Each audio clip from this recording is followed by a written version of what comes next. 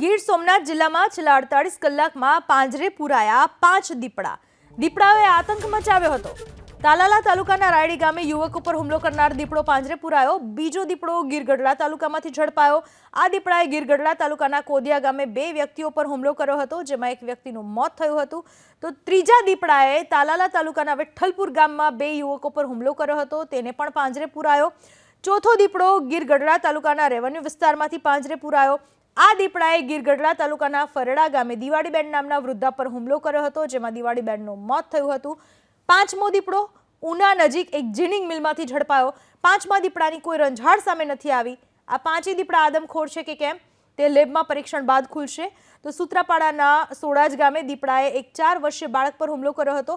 આ દીપડો હજુ પાંજરે નથી પુરાયો, તેને પકડવાની કવાયત ચાલી રહી છે.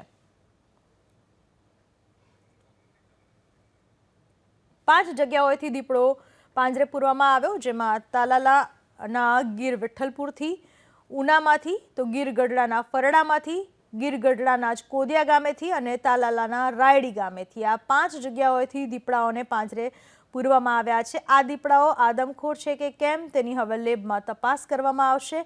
પરંતુ આ 5 ઘટનામાંથી 3 ઘટનાઓ એવી છે કે જેમાં વ્યક્તિઓના મોત નીપજ્યા હોય દીપડાના હુમલાના કારણે.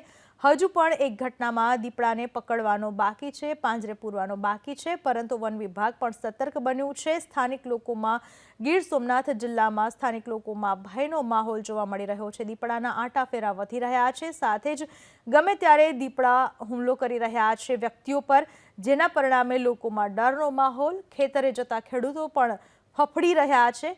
ખાસ કરીને નાનકડા બાળકોને અને વૃદ્ધોને સાચવવા પડી રહ્યા છે.